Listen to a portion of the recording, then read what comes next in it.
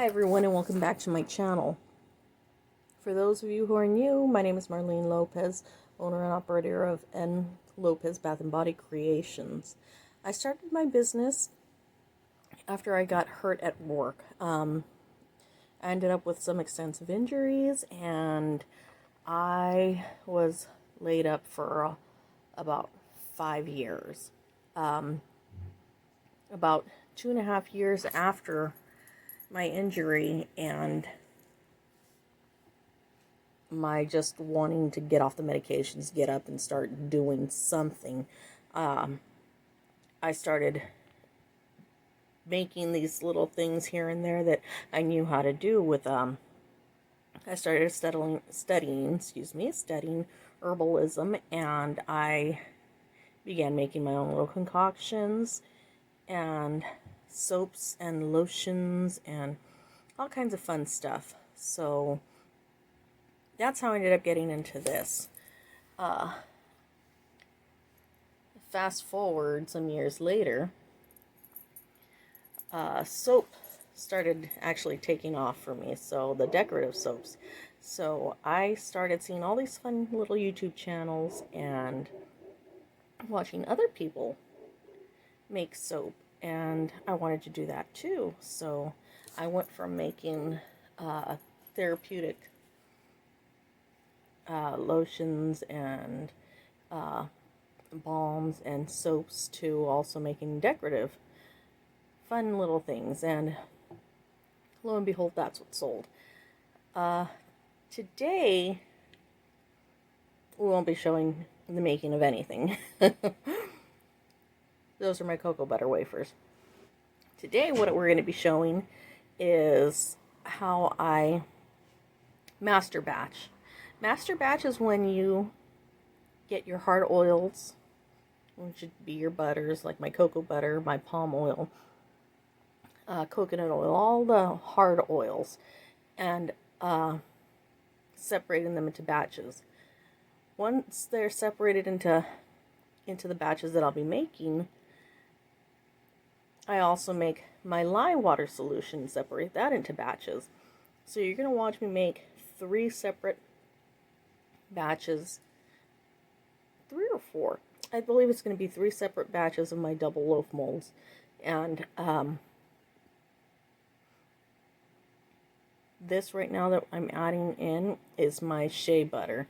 Great big old 35-pound, I think it's a 35-pound block. Anyways, it's a great big old block of just shea butter, and I cut it up with that little ice cream scooper thing. It's actually pretty sharp at the end. I bought it at my local restaurant supply store, and it works really well. For this video, I decided to do a voiceover because there was just a lot going on outside between my son bringing bricks over and stacking them, my dad out in the front cutting some sheet metal, and well, I don't know if it was sheet metal, but he's using the grinder to cut some kind of metal, and my neighbor slamming stuff outside. So I just decided to do a voiceover. The little kid you see running around is my nephew. That's my little pound cake right there. He's with me and my parents all day, almost every day, while my baby sister goes to work. And this little kid is mean and funny and lovable, and he's basically your little Sour Patch Kid all rolled up into one, you know. He's sweet and sour. That's the way that kid is, and he's always around. So you're going to see him coming in and out of my shed and in and out of my space wherever I go, because he's like gum. He's just there stuck to you. But I like him. He's cute. Anywho, now what you're seeing me put into there, oh look, no, it's still shea butter. It's just, you know, another container. It's 3 different containers. You're going to see me put in the different ingredients. And again, that's still shea butter, and those little wafers, those are my cocoa butter. It makes it a whole lot easier to melt when you do the heat transfer method. if your chunks are smaller. And let's face it, it's a whole lot easier to measure out also when everything comes, you know, in wafer size or pellet size, or as long as it's not one great big old hunk like I have to chisel off with a gosh, what is it called? With an ice cream scooper. That tends to get daunting. And then to top it off, I'm short, so I've got to put all my weight into it, which is substantial, mind you. My weight is substantial, so I do still cut through it like butter. And again, I do this for three different batches, 3 different containers. So I've already taken care of my cocoa butter wafers, measured that out, and now we're continuing on with the shea butter. I'm trying to get as precise as possible. I do measure everything out in grams. In larger batch sizes, you know, a gram or 2 doesn't really do much when it comes to your formulation. But when you're doing smaller batches, those grams do count. So I used to do little 2.5 pound batches of soap, and gosh, thinking about it now, I really miss those days. I do much larger batches, my smallest being a 2-loaf slab, which really isn't that big of a difference, but it is, considering, you know, those would be something that I turn out for only, well, not only, but mainly for fragrances that I'm testing out to the general public. I've got a few that I'm looking to see how my customer base reacts. You know, if they like it, great, then I'll buy it again in a larger batch, so I can make bigger batches and see how you guys hopefully see how you guys like that. And then I'll also start testing out into lotions and possibly scrubs, mainly lotions. But depending on the fragrance, you know, something cool and clean or fun, it'll usually go into a scrub. If not, it'll almost always be a lotion. Anyway, the next thing I'll be measuring out is this great big old block that I have on the floor that is palm shortening. I do use palm shortening. It's a whole lot easier to use. That's me just cleaning off my ice cream scooper. I've cleaned off all the excess oils and butters, and then I poured an alcohol and water solution onto a paper towel so that I can continue to clean it off completely so it's thoroughly cleaned. And that way I'm not contaminating my palm shortening with what's it called, with the shea butter. So that's probably one of the things you're not seeing. That, or maybe it's the coconut oil. I think that's the coconut oil actually going in. Because that coconut oil, it's kind of cool outside. So even in here, everything tends to solidify pretty hard. And that coconut oil is hard. So I believe that's what it is that I'm scooping into those great big old globs in there. The palm shortening is substantially easier to cut off into small chunks. And let's see what else is going on here. My mom's barbecuing outside. She's actually got some ribs on the barbecue outside, so she moved a bunch of my stuff. And I'm kind of in a hurry because I really want to go inside to go eat. I can smell those ribs cooking. It's only like 10 feet away from me. But I did have to close the shed because I was hoping just to kind of kill or dampen some of that sound. I wasn't able to, so even closing that door. That's why it looks a little bit darker in here than normal. Normally have that door wide open, and you get all the natural sunlight in here. And I love that because I get a lot of the natural air flow coming in and out through here. And for January, the first week in January, it's 78 degrees today. It's been like that all this week. 78 degrees. I live in the low desert Coachella Valley of California. That's Southern California. I'm about 2 hours from the border, 2 hours from LA, 2 hours from San Diego. And it's 78 degrees. So, yeah, nobody's got the heater on over here yet. But at night it does drop substantially from 78 all the way down to 43. So in the evening I've got to have a heater, a little space heater in here running until I can get that electrician out here to wire up my space. And I'm finding that my 10 by 12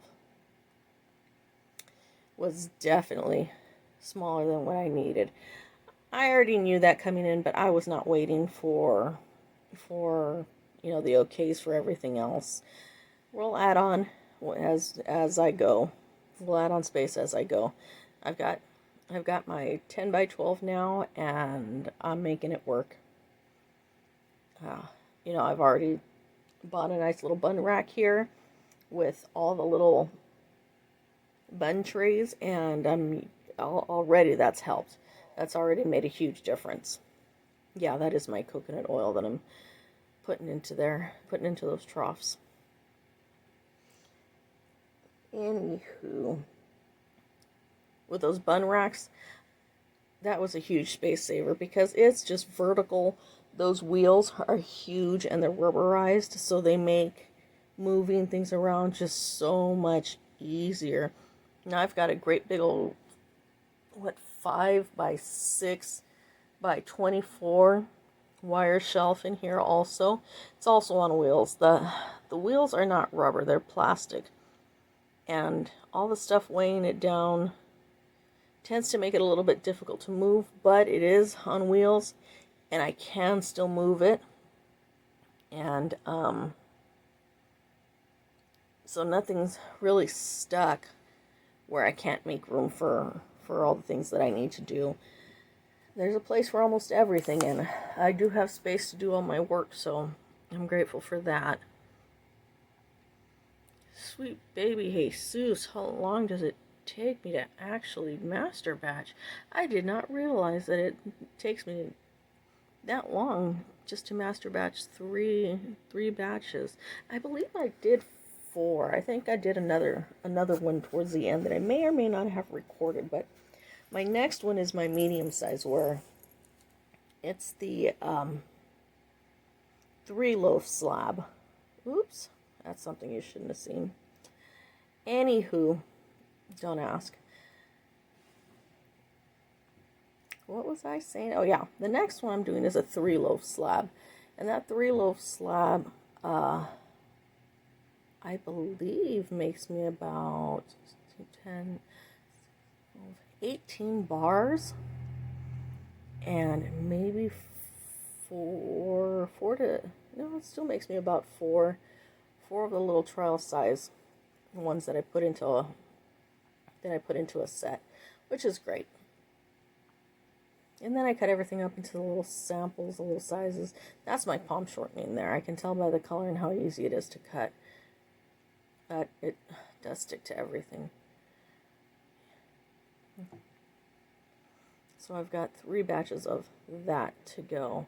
And as I'm going through everything and making my little batches, I'm also realizing that I'm running low on coconut oil. Like really low on coconut oil. Super low on coconut oil. To where I might be able to make one 32-pound batch. I still have to make cupcakes for Valentine's Day, which I'm going to be doing today. So instead of making the 32-pound slab, I am just going to make my three little 2-loaf slabs, and I'm going to make the 3-loaf slab as well. And then I'm going to go ahead and do my cupcakes. So you're going to see me in this shirt a lot today. Actually, a lot in the next few videos. Get used to it. Anybody who's a soaper, does any kind of bath and body products, they make one thing after the other, after the other, after the other. And we won't even talk about the amount of dishes that we have to do. Maybe one day I'll actually show you. But for now, I gave my daughter $20 to wash all my soaping dishes.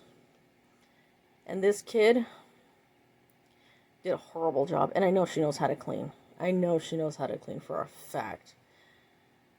She did a horrible job. And she took my $20. So, I guess joke's on me, right? So, where are we at now? Still on the third batch. Third batch of the two loaf slabs. And so far I'm on a roll. So that's great.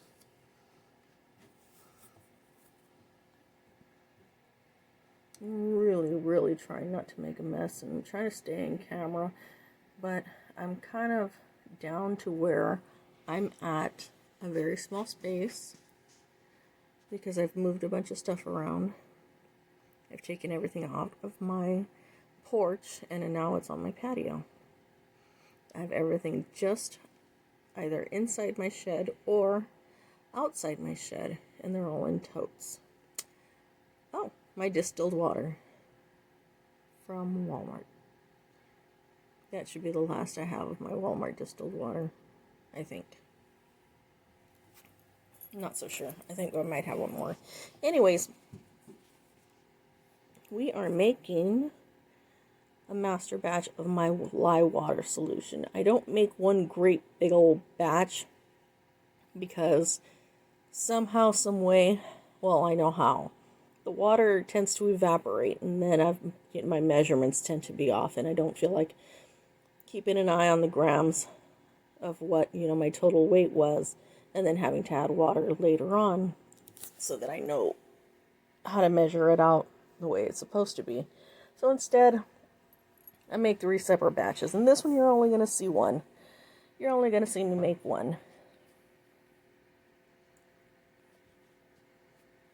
And really, I think it's because right after this, I get in to just start making soap. You're not going to see it in this video, unfortunately, but with this, you're going to watch me make one batch of lye water solution. I tend to soap at a 25% water discount. I really like that a lot. I'm wanting to venture down to 20%, so adventures in soap making, I'll let you know. I'll let you know how that turns out. Actually, I'll probably end up videotaping it, and you can see it. It's either going to be great or it's going to be a great disaster. Either way, you'll be entertained, I'm sure. As for this, that lye water solution gets hot super quick, like in a matter of seconds. You'll start, I don't know if you can see on camera too well, but you'll start to see all the steam that comes up off of it, because it can reach 200 degrees Fahrenheit in a matter of seconds. And it does. It sure does. What am I looking for here? Oh, my scissors, because I've got to cut my Tessa Silk. I do add Tessa Silk in almost all of my soaps. The reason why I say almost, because sometimes I forget. But, yeah, my products are not vegan. I can't tell you that they're vegan because I do use Tessa Silk. Some of my products I use goat's milk. Others I'll use coconut milk. But it's rare that any of my products are vegan friendly, at least. If I do, it's mainly by accident. I just love the way that the Tessa Silk feels inside my soaps. So I try to use it always. See, what am I forgetting? Oh, that's right. I'm looking for my laser thermometer. My little pound cake likes to run off with it and play with it because he goes and he chases the cats, and the cats start to chase him. And then he uses it, he tapes it to his Nerf guns. See, 197, and that water was at least 70 degrees cold from being in the shed all the time. But anyways, yeah, I always have to hunt for my laser thermometer. My nephew has claimed it as his own. I can't wait till my little niece is running around because, oh, good Lord, what fresh hell will that bring me? Especially when I'm trying to make stuff. Anyways, I will sign off now and start a new video for you shortly. Bye.